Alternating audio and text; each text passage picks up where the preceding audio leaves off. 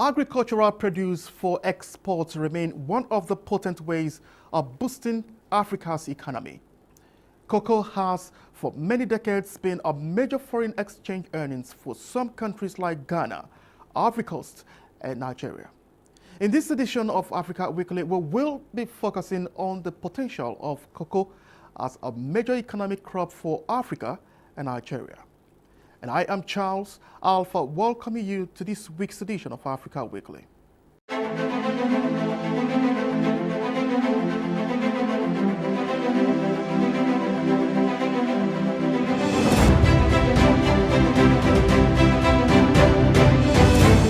Now, the potential of cocoa for export is huge, but how to get added value from the product to create jobs along the value chain is also a major issue for the stakeholders.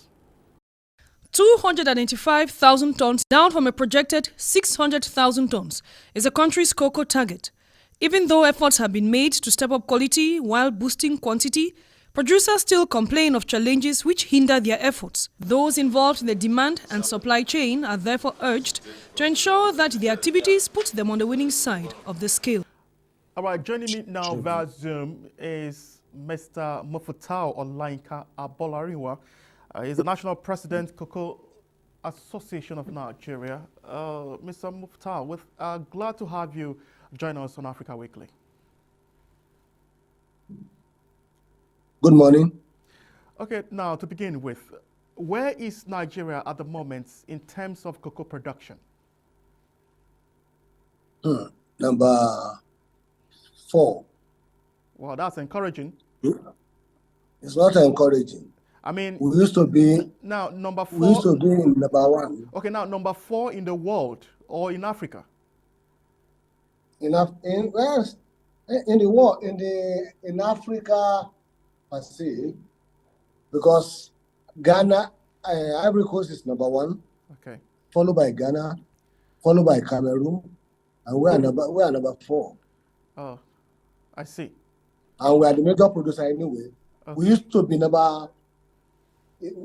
be struggling between 1 and 2, we and Ghana, from the inception of cocoa exports in the world, during the marketing board, until when there is a problem with the way the marketing people are behaving in managing the cocoa business. Now, the marketing people in Nigeria or in Africa? The Nigerian Marketing Board. Okay. Then that was dissolved by Babangida administration in 1987. Okay. That was the period when the farmers are not getting the right pay to their product, which led to some of the farmers have started cutting down the trees of cocoa, and from then people were disenchanted. Instead of doing more cocoa, we have all it takes. As of today, we have 16 states in Nigeria that can produce cocoa effectively. And even within the so-called Southwest Edo, on those states and Edo, having land that can produce more than what Ivory Coast is producing. We don't, because advent of our oil. Because as today, Ivory Coast is 2.2 million tons of cocoa. Ghana is doing 1 million tons. Cameroon, a little bit above, around 400, 350 to 400. While Nigeria is still on the region of 270, 250, 300. So it is very stagnant. Okay, so now where is the problem coming from? What are the challenges that have put Nigeria in this current position? It's a multifaceted problem. All right. One, from most of these cocoa are already aged, very old, not properly replaced or propagated. So then the kind of hybrid seedling that people are using is not there. Then not only the quality in terms of chemicals we use to apply. There's a proliferation of chemicals in the country. So which the crane need to be regulated and NAFDAC or whatever the government agencies. Because most of the chemicals it doesn't fly into the country. They come inside the country through our borders, and we don't know who clears them. And the farmers will look for the cheaper products to buy, and this will equally affect the yield of their products. And many the year that it takes to grow cocoa, when farmers are not properly encouraged in terms of finance support from the government, from the central banks, was not there. Because cocoa gestation period is between 4 to 5 years, and if you are now saying you want to borrow a farmer loan for 1 year, 2 years, how is he going to pay back? All right. So that one discouraged most of the farmers to get access to funds at the right time to do. Okay, now what they're supposed to. Okay, now before the system too is their government. Okay. Okay, now if you begin to look at these challenges that you have put in, that you have mentioned, for instance, what is your association doing to increase awareness and help members, get more support from government, to boost, production of cocoa for export? Boost production of cocoa, it requires all of us to be in the same page, both the government and the private sectors. And how will they be in the same page? First of all, we have to create an enabling environment for the farmers in their bush. Lack of security now. Most of our villagers are not safe in their places where they are practicing this farming. If there is no security, what do you want them to do? So it's part of the collaboration that we need from the government. That kind of fund requires, because most of the cocoa farms we have are in a subsistence level. It's not a large scale farming of cocoa. To do a large scale farming of cocoa, it requires a huge sum of money to do it. Nigeria, we have always, with the collaboration of the CAN and everything, for the past 7 years, we have been on the 10 years cocoa melon plan, which has not taken off from the government, which involve Ministry of Trade and Investment and Ministry of Agric in connection with the CAN. All these things, there is no proper synergy, proper coordination to achieve this. Uprising is ready to support us, but if the people in government are not serious about what they are doing, what can we do?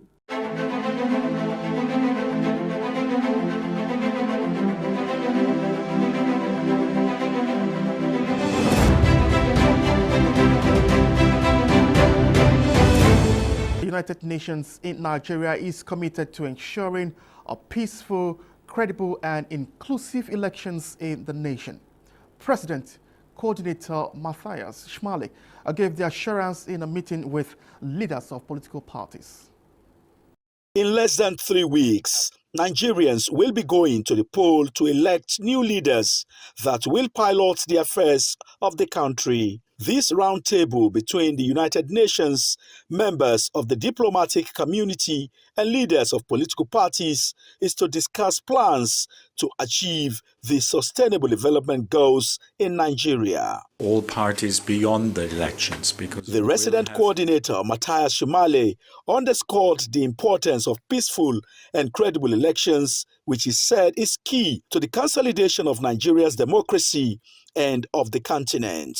We can continue dialogue with you post the elections. Obviously, we will reach out to the new president and government to specifically ensure that we have a common understanding beyond this government with the next government on what to do at federal level, and we will be working with governors and parties at the state level to bring Nigeria forward in terms of the achievements of the SDG encapsulated in our constitution. The forum commended INEC for significant progress ahead of the 2023 general elections. There's no solution elsewhere. We all have to sit here, disagree, agree, and rebuild our country.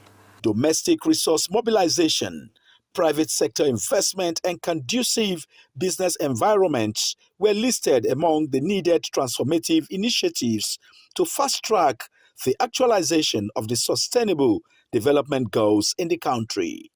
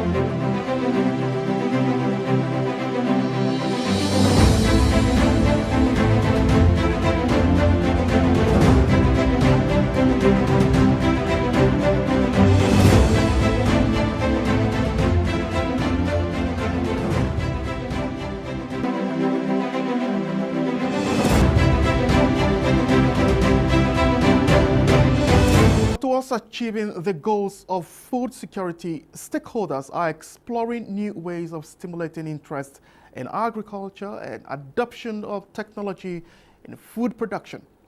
The University of Agriculture and Environmental Science in Imo State, Nigeria, is championing this effort. Prof, thank you for coming on the program, Africa Weekly. Thank you very much. Thank you. Okay, to begin with, can you give us an insight into the mandates of your university?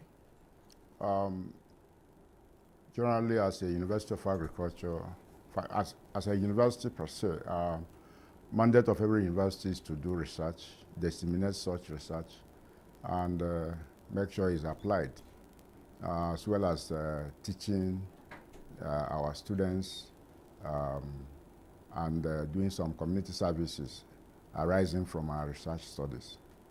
These are generally what we are set out to do, particularly in the area of agriculture and environmental sciences. Now, what in your opinion are the challenges facing agricultural development in Nigeria, and what are you doing in this regard, the university doing in this regard? The challenges of agriculture in Nigeria are so many that I don't know how to start counting. But the most current is the issue of insecurity that is bedeviling our nation across board, that farmers are now afraid to go to the farm to produce. What is it that led to some of this insecurity is climate change. People are moving out of where they are originally known and trying to find new areas where they can have water to do their farming or to do other businesses. So these are majorly the two things, apart from issue of farmers not being able to get loans. Even if they get, it's a very exorbitant rate. The interest rates are so much. In fact, they give them the same interest rate as they give for other commercial ventures, not knowing that agriculture is a life thing, that you can invest in it and the yield, climate factors, weather factors, rainfall, sunshine may debar it from yielding its maximum. There's also this link between research institutions and the industry, because some of these things that are produced, the industry are supposed to help us in funding the research we do to enhance what we are doing to get our food the way it's supposed to be. If you put your minds back and go to European nations, you find out that they fund research. The industries, if they have any issue, go to the university to help them find solution to their problem. But here, they continue doing experiments that leads them to nowhere. And that's why we're having problems we are having. With a little space, you can produce maximally to feed at least your family, and then the remains can go to the market. We also have what we call the technology pertaining to artificial selection. Artificial selection involves where you have several products. You will be in position to select the highest breed that will give you the maximum output. And when you have the maximum output, the returns from it will also be good for the farmer. There are also the issue of genetical engineering, where you can use genetics, science and technology to change the genetic makeup of a crop or an animal to get what you need. The government, in one way or the other, through policies that will help us to be in position to package our products that we have processed, we have added value into for the export market. Okay, now if you talk about processed food, the packaging for export, how much is Nigeria doing, and how much is the agricultural sector contributing to our exports, given some of the challenges that you have outlined? I bet you that what we export mainly are raw products. Raw cocoa, raw palm oil, raw palm kernel, raw granules, and so on. We doubt whether we've added much values to our products for export market. And that's why I'm saying that all these children learn these things in the university, but because of lack of encouragement, it seems as if they're not interested to pursue that career to the logical conclusion. It may even shock me that some agricultural economists or animal scientists are also working here with you people. They veer into enlightenment and the press matters instead of going into their primary occupation or primary learning of being an agriculturist or being a food scientist and so on. Okay, now, what are the prospects of growth of specialized universities, especially in the field of agricultural and environmental science? There are a lot of prospects. Right. It's because of lack of manpower in certain areas that leads nations to establish specialized institutions, such as the University of Agriculture and Environmental Sciences. His Excellency. What are the prospects of growth of specialized universities, especially in the field of agricultural and environmental science? There are a lot of prospects. Right. It's because of lack of manpower in certain areas that leads nations to establish specialized institutions, such as the University of Agriculture and Environmental Sciences.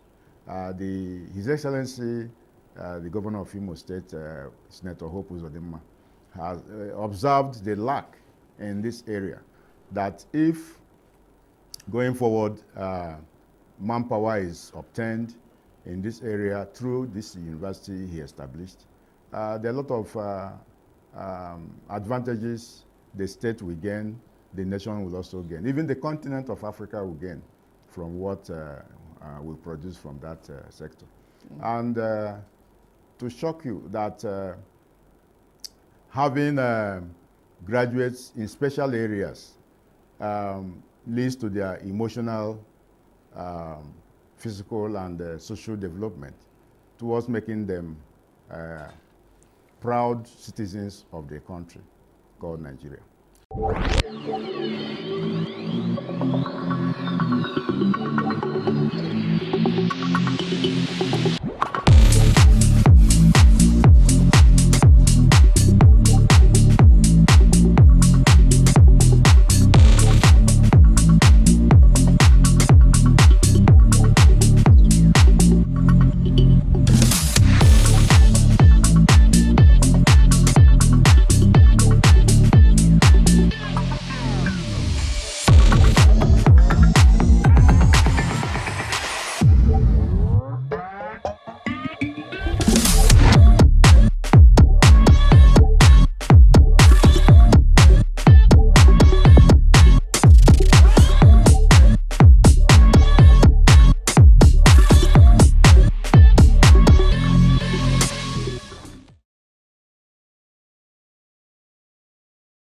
Africa is fully ready to trade under the African Continental Free Trade Area Agreement.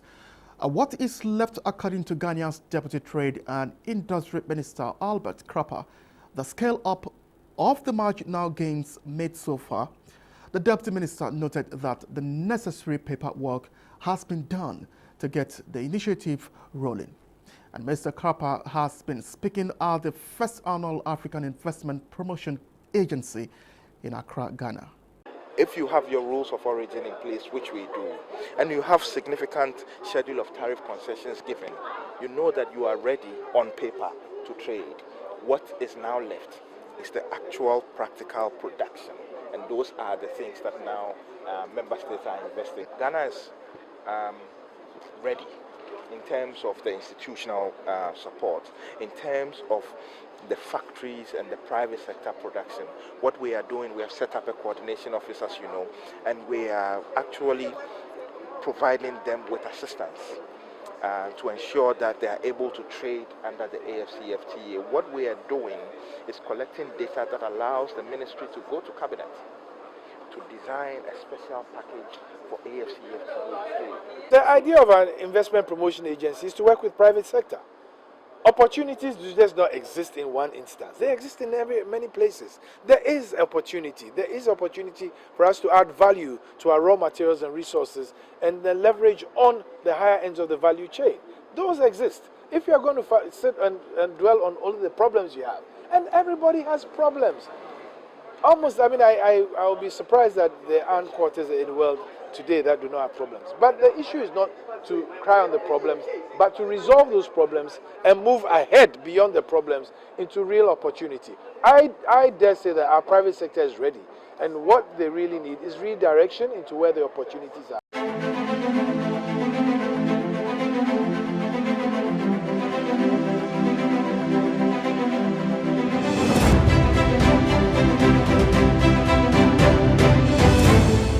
That's our package this week on the program. Thanks for being part of it. I am Charles Alpha. Thanks for watching.